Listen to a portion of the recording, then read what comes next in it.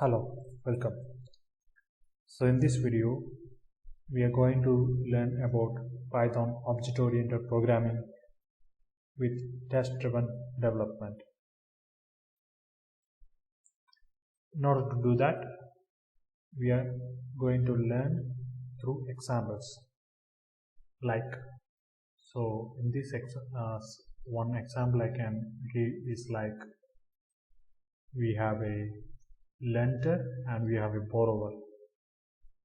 Lender can give money to borrower and borrower can get some money from lender.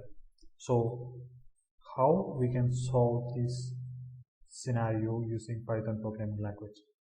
Just jump into that. So as I earlier said, first we are doing test-driven development. Test-driven development means we need to write the test even before we write the code. So we can have a file called test.py file.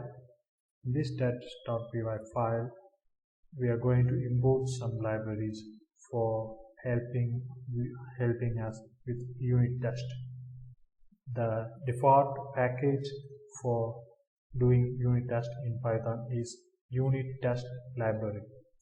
So in order to do test, first we need to import that.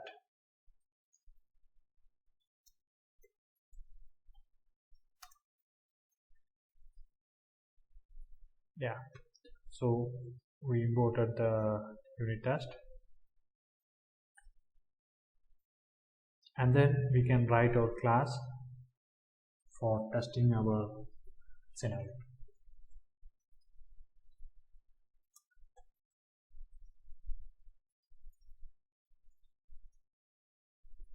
So you can name whatever you want, but maybe you need to start with test. That's conversion. Then we are going to extend this with test case class. So why we are doing it? Because we are doing some test and we don't want to reinvent the wheel. We have some very useful help methods that we have in unit test library. We want to make use of that. We don't want to write everything ourselves from the alphabets, right? So this is the syntax for importing a library in Python. So after doing that, you can write your test cases. So in order to write the test cases, first remember that we need to analyze each and every scenario, each and every combination of scenario in our problem, so that we can write test for each of them. So also remember that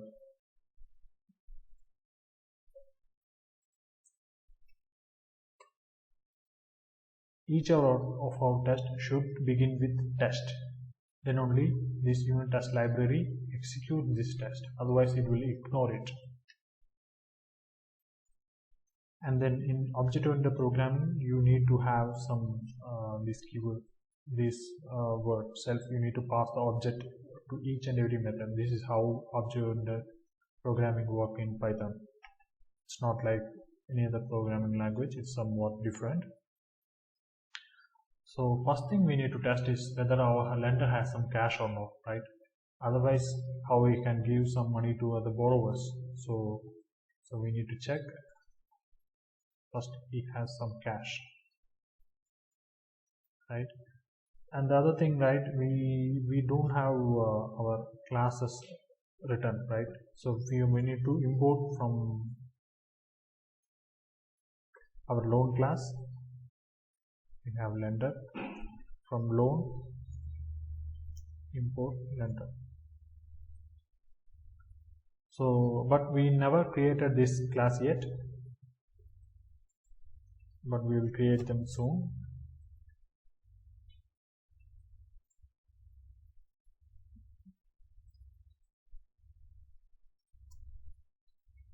So we have a lender and then he has a name, and we can instantiate with some cache, right? Lender should have some cache beforehand,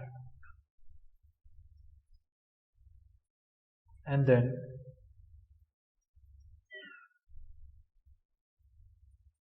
we can check that he have some cache within himself. For that we need to assert something, and the method that is helpful for this is assert equal. So we have to check this lender one. So we have just instantiated this object from this class, and we need to check whether he has some cash like $500. Yeah, this is our test, right? So we have written the test. So first we check whether it fails. It should fail because we never created that, right? So before that you need to instantiate this, right, class. So first you need to run this class. For that, if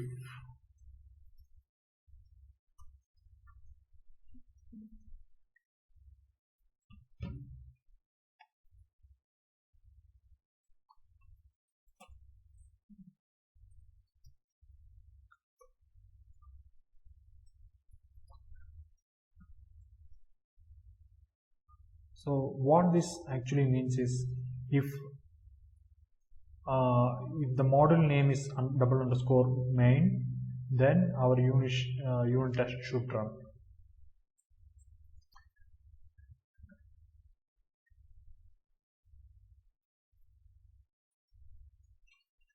Okay, just run this.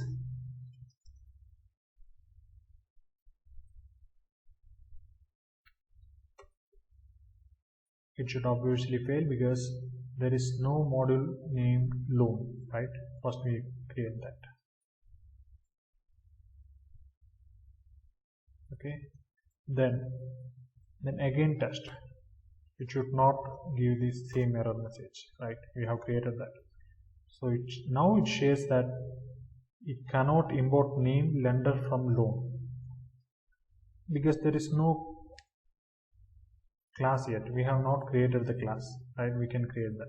So this is the way of test event outcome. You need to run the test again and again, and then see that it fails, and then you need to write code to satisfy it.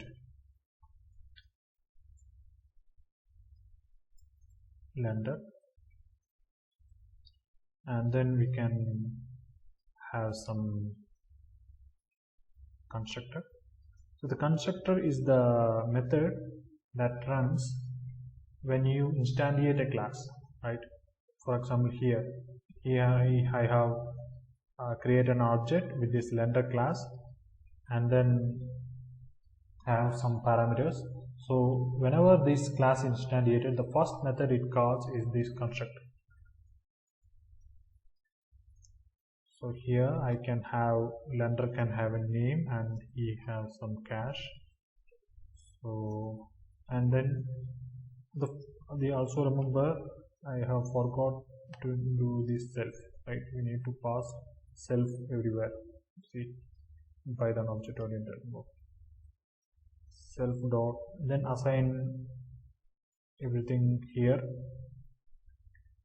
Self dot cache equal to cache.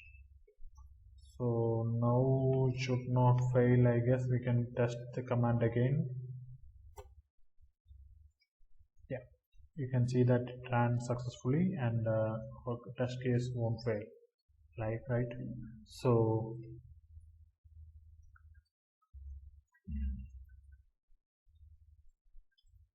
we can test the borrower also, right? In that case,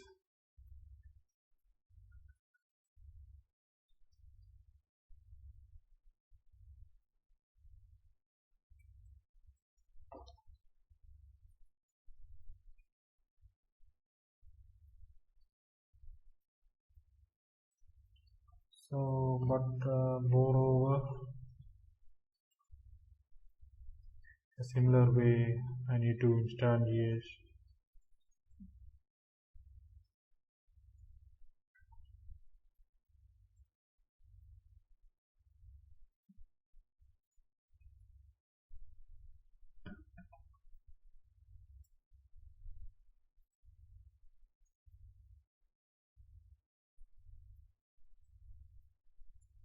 Let's import the borrower also, but borrower has only name, right?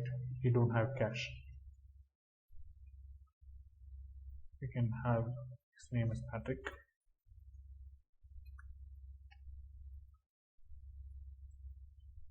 So what we can test, we can just test his name is Patrick or not.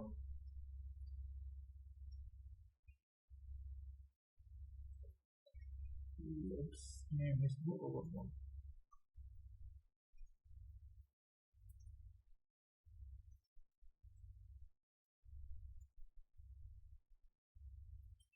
Yeah, just test that. It should fail because we have not yet created this. Yes, create this.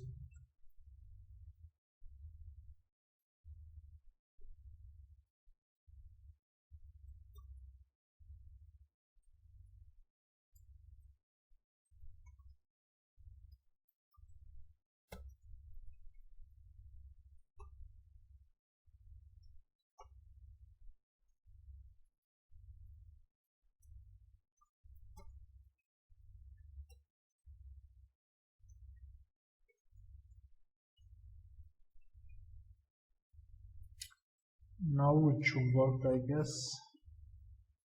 Yes, run the test and everything works fine.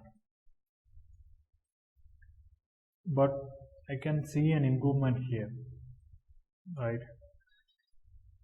Because some of the code are same, like this lender has a name and also borrower has a name also. So we can refactor this code by having some parent method. So here we are going to look at what is inheritance in Python.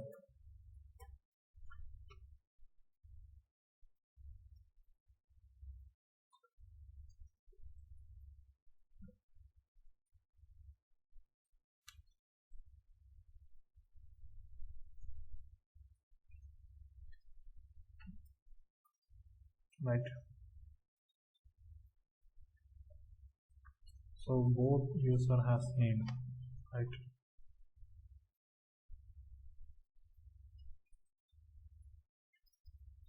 So what I can do is extend this user, make the user parent class of both one. So here you know the code is exactly the same, so you don't need to have the code at all, because this code satisfied here.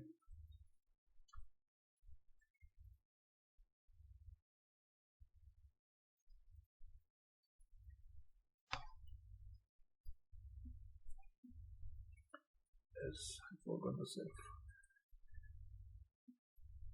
So how, okay, so in the case of borrower it's simple, but what about the lender, how we can use that? Because I can see an extra variable cash here, right? Okay, that is simple. In that case you can have this super method. What this super method does is it calls the parent method, parent class method.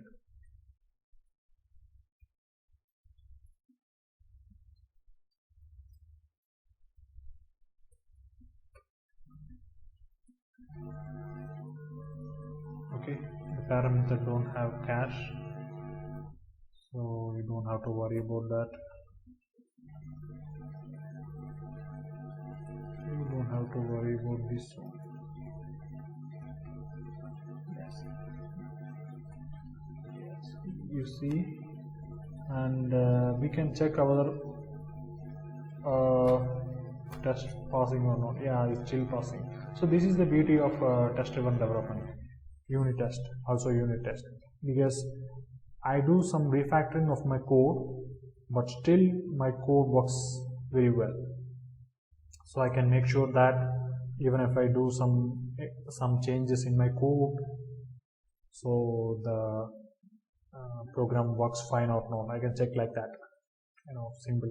It's very simple. Otherwise I can say make some mistakes in my code and no one can find out if I am not doing some manual testing. Also manual testing is very difficult.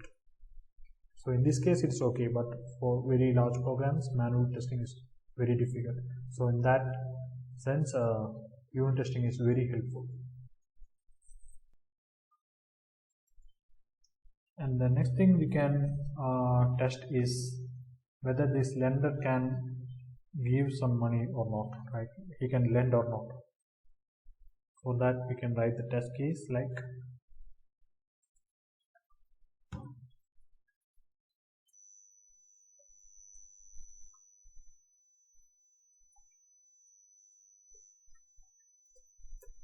test lender can lend money.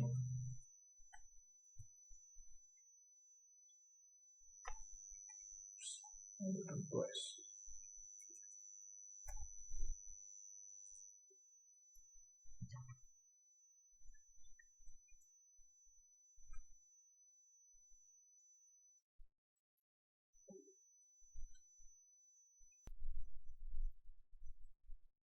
I think this lender won't all this. You can simplify it.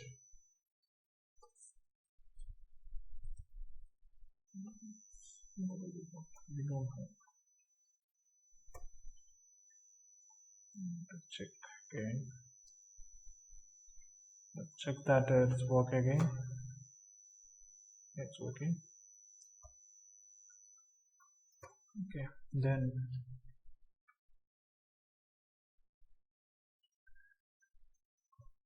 so we can have a lender object like this. Lender is equal to lender John with 500. So one thing to note here is that in unit test cases, right, you might feel why I am writing this code again. So in this code I have written lender is equal to lender and instantiate this lender object, but in this code, in this method, I'm again instantiating this lender object. Why I'm doing that? Because you don't have this lender object here, right? That's why. So in unit test you don't have to worry about the other objects created here. You need to create it again. So we have our lender and we have our borrower.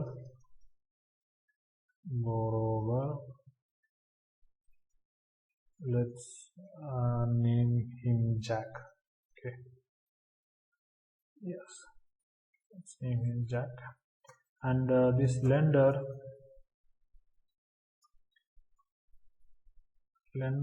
can lend some money. Say to whom lender can lend some 100. Let's say that he can give $100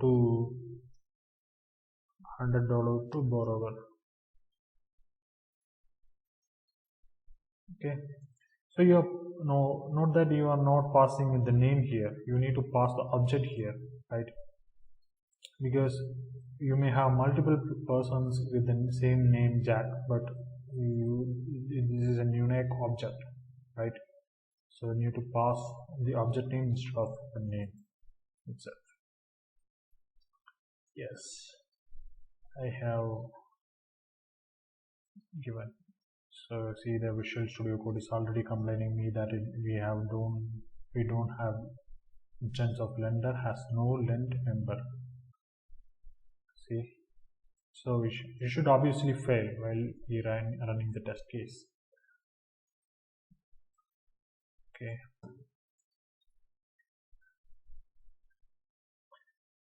So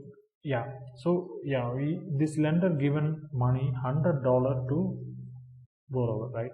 So how much money he has left? $500 minus $100 means it should be $400, right? We need to check that whether it is our function works fine or not. Self dot assert equal 400.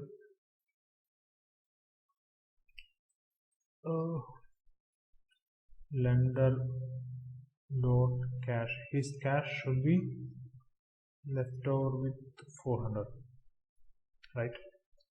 Yes. Can we check that now? Yeah, it failed miserably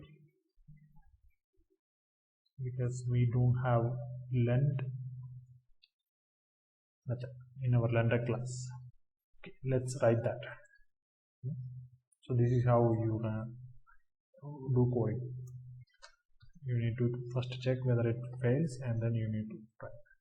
You can lend some money, right? Cash. So how much cash? Forgot it is self and cash.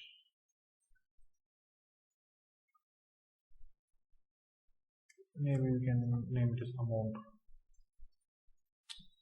So you do, yeah, you can have cash, but you just have some confusion with this main cash.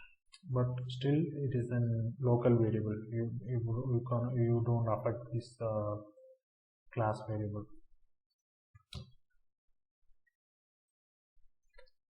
Okay, and then borrower.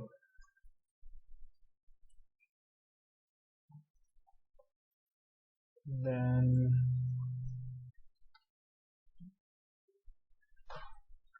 so we need to check if he has cash, right? If amount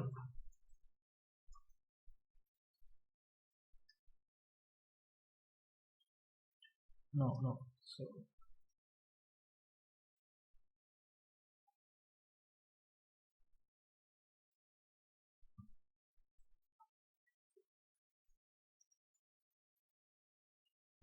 self dot cash is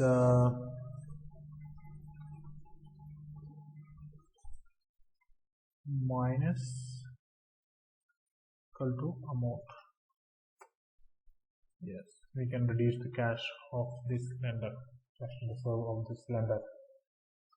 Let's check that. Yeah, it's fine. But we never checked the borrower's cash, right?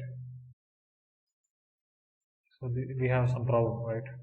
We need to test that this borrower have $100, right? Lender given $100 to borrower, and so his money becomes 500 minus 100 and 400. But what about borrower? He should have $100, right?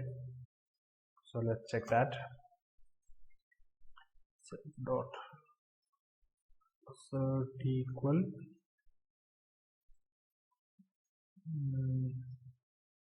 borrower dot cash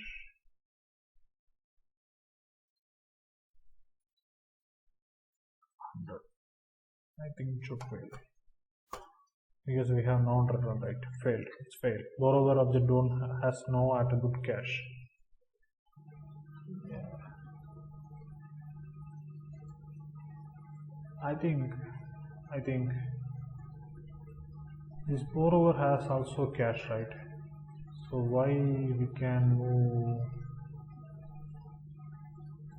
Yeah, then we can reuse the same thing. Okay, we need to do the refactoring again.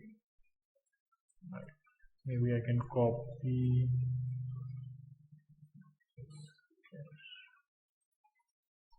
Maybe we can do refactoring again. So we don't have to need this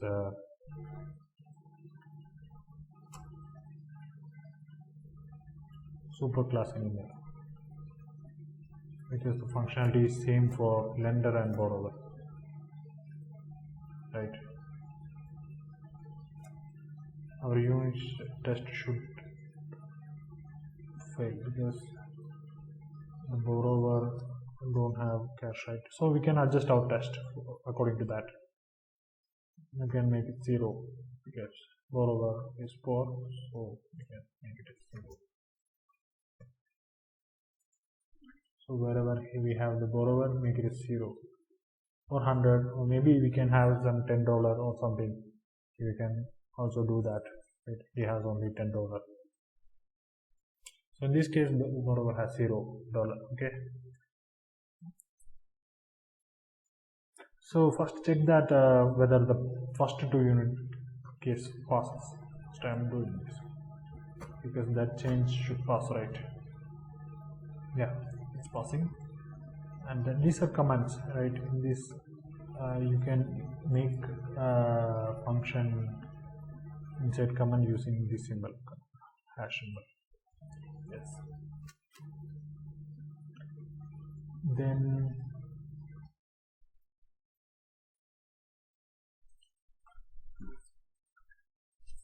yeah, then run our test again. It should fail because yeah, he has, we have given borrower 100 rupees, this lender, but borrower don't have this cash. We need to write that.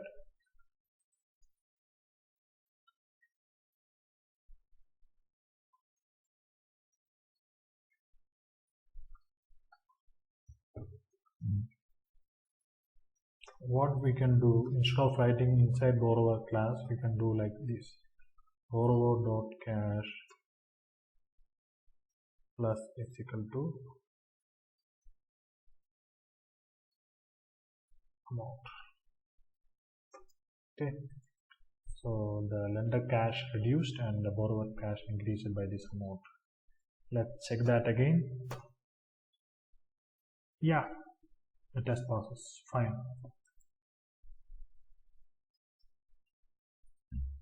So this is how you do programming, right? You see, this is less number with less number of code. We attain this kind of functionality. So in the next part, we will see some more scenarios, like the lender cannot give more money than he have, right? For example, borrower is asking for $600, but lender have only $500, means he cannot give that, right? So that kind of scenarios we need to test. So those kind of scenarios we can test in the next video. So if you like to watch those videos, you can subscribe this channel. If you have any doubts, you can ask questions in the comment section. Thank you.